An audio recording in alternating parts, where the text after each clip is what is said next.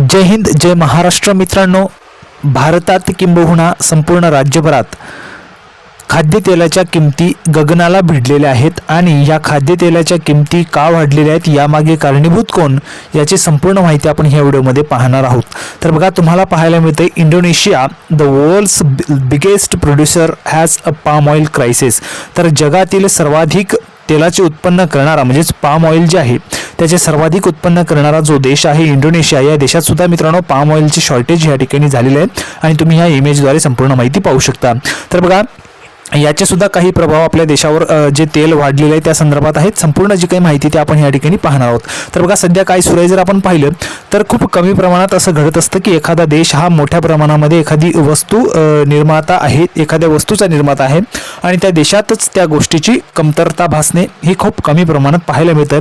तसंच मित्रांनो, सर्वात जर आपण पाहिलं तर जगातील सर्वात मोठा पाम ऑइलचा जो निर्माता देश आहे इंडोनेशिया, या देशात जे पाम ऑइल आहे त्याचे शॉर्टेज पाहायला मिळत आहे.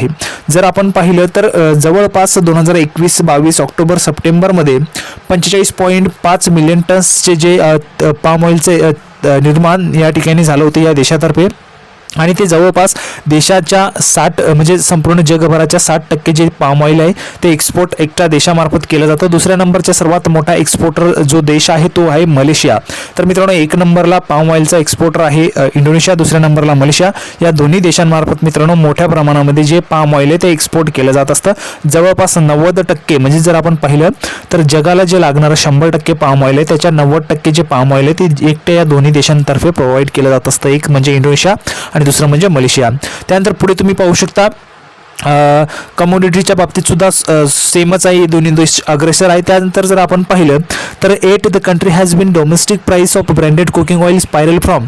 या देशात सुद्धा जसं आपल्या देशात तेलाच्या किमती अगोदर कमी होत्या आता वाढलेल्या आहेत, तसे या देशात सुद्धा अगोदर तेलाच्या ज्या काही किमती होत्या त्या कमी होत्या आणि आता वाढलेल्या आहेत. जर आपण पाहिलं तर मार्च 2021 मध्ये जवळपास 14,000 इंडोनेशियन रुपया पर लिटर, म्हणजे एका लिटरसाठी 14,000 इंडोनेशियन रुपयाला 1 लिटर तेल त्या देशात मिळत होतं.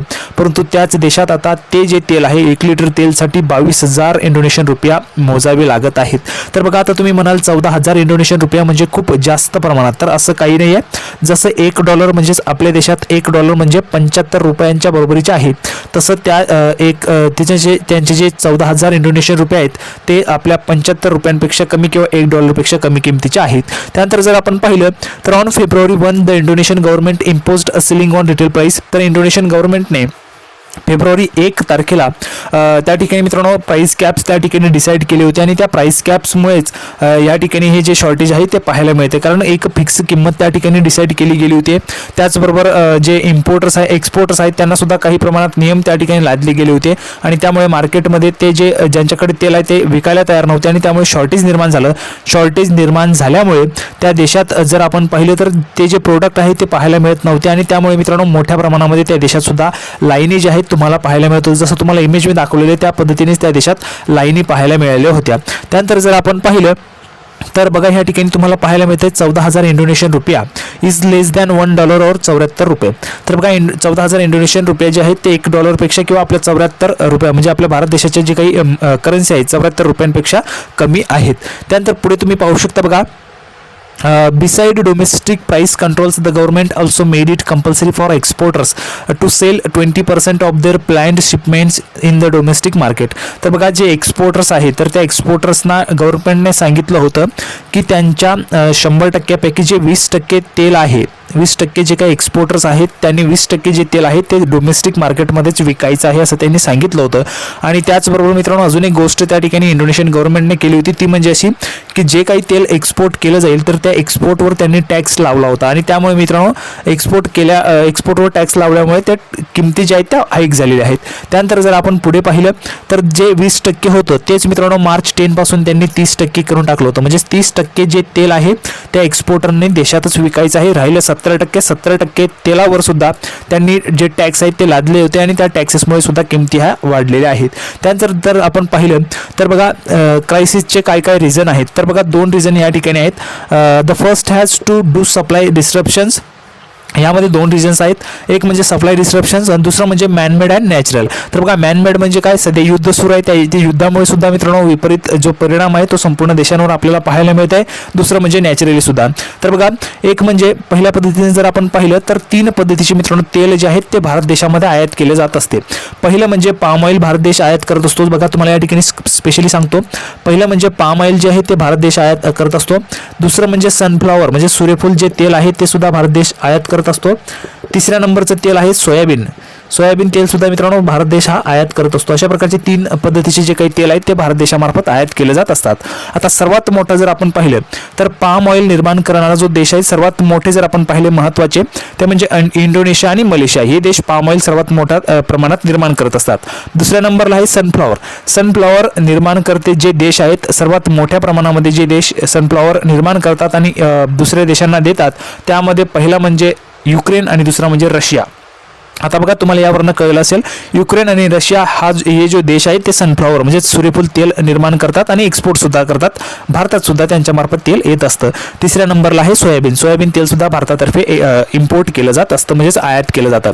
आता बघा पाम ऑइलबाबत जर आपण पाहिलं महत्त्वाचे म्हणजे 2 देश इंडोनेशिया आणि मलेशिया. इंडोनेशिया या देशात स्वतः शॉर्टेज झालेले त्यामुळे त्या देशांमधून जे तेल आहे ते आपल्याला कमी प्रमाणात मिळत असेल किंवा मग मिळत आहे परंतु ते महाग आहे. नंतर आपण मलेशियाकडून ते तेल आणत आहोत. आता मलेशिया एकटा आपल्या थोडी देशाला देणार आहे, बाकीचे सुद्धा देश आहेत त्यांना सुद्धा त्यांनी ते द्यावं लागत आहे. नंतर जर आपण पाहिलं सनफ्लॉवर तेलसाठी जर आपण पाहिलं सूर्यफूल तेलासाठी मित्रांनो जो देश आहे युक्रेन आणि रशिया या देशामार्फत मोठ्या प्रमाणामध्ये त्या तेलाची निर्मिती केली जाते. दोन्ही देशामध्ये युद्ध सुरू आहे त्या कारणास्तव भारताला जे तेल आहे ते मिळणे बंद असेल. तिसऱ्या नंबरला आहे सोयाबीन तेलाबाबत जर आपण पाहिलं तर सर्वात मोठा जे निर्माता आहे तो साऊथ अमेरिका आहे. त्यानंतर ब्राझील आहे, अर्जेंटिना आहे, पराग्वे आहे, उरुग्वे या देशांमार्फत सुद्धा आपल्याला तेल मिळत असतं. तर आता बघा या देशांबाबत सुद्धा आपण महत्त्वाची माहिती पाहणार आहोत. त्यानंतर बघा तुम्ही या ठिकाणी पाहू शकता Ukraine and Russia together account for nearly 80% of the global trade in sunflower oil. तर बघा संपूर्ण जगभरात जे काही सनफ्लॉवर सूर्यफूल ऑइल जे दिलं जातं तर त्यामध्ये 80% जो काही हिस्सा आहे तो या दोन्ही देशांचा आहे. एक म्हणजे युक्रेन आणि दुसरा म्हणजे रशिया. परंतु त्या दोघा देशांमध्ये युद्ध सुरू आहे आणि त्या कारणास्तव तेलाचे भाव वाढलेले आहेत कारण तेल कमी प्रमाणावर किंवा मध्ये मिळतच नसेल. नंतर आहे 90% पाम ऑइल जे आहे त्यामध्ये 90% जो हिस्सा आहे तो मलेशिया आणि इंडोनेशिया या देशांचा आहे. त्यानंतर जर आपण पुढे पाहिलं तर Russia's invention of Ukraine on February 24 which is ongoing. आता युद्ध जे आहे ते सुरू आहे has resulted in port closures and exporters avoiding Black Sea shipping routes. तर बघा जर आपण पाहिलं तर जे युद्ध सुरू आहे त्यामुळे जे काही पोर्ट आहेत तेथील पोर्ट ते क्लोज आहेत आणि त्यामुळे जे एक्सपोर्टर्स आहेत ते ब्लॅक सी मार्फत जो काही ऑइल असेल ते पाठवण्यासाठी ते अवॉइड करत आहेत आणि त्यामुळे मोठ्या प्रमाणामध्ये मित्रांनो हे जे काही किमती ते आपल्याला वाढताना पाहायला मिळते. नंतर सँक्शन्स जे आहेत काही निर्बंध जे आहेत ते रशियावर लादले गेलेले आहेत आणि त्यामुळे सुद्धा मोठ्या प्रमाणामध्ये ह्या ठिकाणी आपल्याला जो काही किमती त्या वाढलेल्या पाहायला मिळत आहे. नंतर सोयाबीन तेलाबाबत बघा सोयाबीनचे जे तेल आहे ते सर्वात मोठ्या प्रमाणामध्ये साऊथ अमेरिकातर्फे एक्सपोर्ट केलं जातं. त्या देशात सुद्धा आता दुष्काळ पडलेला आहे आणि त्यामुळे त्या देशात पिकतंय परंतु ते त्या देशाला पुरेल एवढंच पिकतंय. तर त्या कारणास्तव त्या देशात सुद्धा ज्या अगोदर पिकायचं मोठ्या प्रमाणामध्ये ते आता कमी प्रमाणात पिकतं आणि त्यामुळे सोयाबीनचं सुद्धा शॉर्टेज झालेलं आहे. जर आपण ह्या ठिकाणी पाहिलं combined soybean output of Brazil, Argentina and Paraguay and Uruguay for 2021-22 to fall by 9.4%. तर जवळजवळ 9.4% जे तेलाचे उत्पन्न आहे ते घटलेलं आहे आणि त्यामुळे मित्रांनो जर आपण पाहिलं तर मोठ्या प्रमाणामध्ये हे इश्यूज किंवा क्रायसिस जे आहेत ते आपल्याला पाहायला मिळत आहेत. त्यानंतर बघा जर आपण पुढे पाहिलं तर इंडियामध्ये याचे इम्पॅक्ट काय झालेले तर तेलाच्या किमती वाढलेल्या आहेत. आता बघा तुम्ही या ठिकाणी पाहू शकता India is the world's biggest vegetable oil importer. तर बघा इंडिया हा म्हणजेच भारत हा देश जगातील सर्वात मोठा व्हेजिटेबल ऑइल्स इम्पोर्ट करणारा देश आहे, आयात करणारा देश आहे.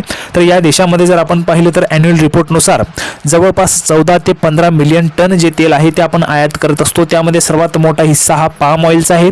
पाम ऑइलचं सुद्धा मोठ्या प्रमाणामध्ये शॉर्टेज आपल्याला इंडोनेशिया या देशात पाहायला मिळालेलं आहे. मलेशियातर्फे आपण तेल त्या ठिकाणी मागवतोय. नंतर पुढे जर आपण पाहिलं तर फॉलोड बाय सोयाबीनमध्ये आपण पाहिलं तर जवळपास 3 ते 3.5 मिलियन टन आपण सोयाबीन ऑइल जे आहे ते आयात करतो. पाम ऑइल जे आहे ते 8 ते 9 मिलियन टन आपण आयात करत असतो. सनफ्लॉवर जे तेल आहे ते 2.5 मिलियन टन आपण आयात करत असतो प्रत्येक वर्षी. त्यानंतर जर आपण पुढे पाहिलं, Indonesia has been India's top supplier of palm oil. तर बघा, भारतासाठी सर्वात मोठा सप्लायर जो आहे तो इंडोनेशिया हा देश होता आणि त्या देशातच आता शॉर्टेज आपल्याला पाहायला मिळतं आणि त्या कारणास्तव आपण सर्वात जास्त प्रमाणामध्ये जे तेल आहे ते आपण मलेशियातर्फे आयात केलेले आहे 2021-22 या वर्षासाठी. तर बघा, तुम्हाला या चार्टवरनं लक्षात येईल की जर आपण पाहिलं तर बघा 2015, 16, 17, 18 या जे काही वर्ष आहे त्या वर्षांमध्ये आपण सर्वात जास्त जे तेल आहे ते इंडोनेशियातर्फे आयात करत होतो, परंतु ॲज कम्पेअर टू 2021-22 या वर्षी सर्वात जास्त आपण मलेशियातर्फे जे पाम ऑइल आहे ते आयात केलेले आहे ॲज कम्पेअर टू इंडोनेशिया. त्यानंतर पुढे आपण पाहू शकता बघा, मार्च 16-17ला या गव्हर्नमेंटने जे काही नियम किंवा मग जे काही ऑब्लिगेशन्स लादले होते एक्सपोर्टर्सवर 30% डोमेस्टिक मार्केट सेलसाठीचे, तर ते उठवलेले आहेत आणि त्यामुळे सुद्धा ज्या काही किमती त्या आता कमी होण्याचे त्या ठिकाणी चान्सेस आहेत. त्यानंतर जर आपण पुढे पाहिलं तर जवळपास जे काही तेल आहे ते एक्सपोर्ट केलं जात होतं किंवा मग त्यावर टॅक्सेस लादल्यामुळे जवळपास मित्रांनो मोठ्या प्रमाणामध्ये टॅक्सेस त्या ठिकाणी आहेत आणि त्यामुळे तेलाच्या किमती या वाढलेल्या आपल्याला पाहायला मिळत आहेत. तर बघा, संपूर्ण जे काही माहिती तुम्हाला क्लिअरली मी ह्या ठिकाणी सांगितलेली आहे, कोणत्या देशांमार्फत आपण कोणते तेल आयात करतो आणि का आपल्या देशामध्ये का किमती वाढलेल्या आहेत त्याची सुद्धा संपूर्ण कारण मी तुम्हाला सांगितले आहे. सोबतच जर आपण पाहिलं तर ह्यामध्ये महत्त्वाचा जो काही रोल आहे तो डिझेलचा सुद्धा आहे. पेट्रोल डिझेलच्या किमती सुद्धा वाढत आहेत आणि त्यामुळे सुद्धा मित्रांनो मोठ्या प्रमाणामध्ये ज्या काही किमती आहेत किंवा महागाई आपल्याला वाढताना पाहायला मिळते. संपूर्ण माहिती तुम्हाला क्लिअरली सांगितलेली आहे. अपेक्षा आहे तुम्हाला हा व्हिडिओ आवडला असेल. व्हिडिओ आवडला तर लाईक करा, जास्तीत जास्त शेअर करा. आपण पुन्हा एकदा भेटणार आहोत पुढच्या व्हिडिओमध्ये अशाच प्रकारची एक महत्त्वाची माहिती घेऊन. तोपर्यंत जय हिंद, जय महाराष्ट्र.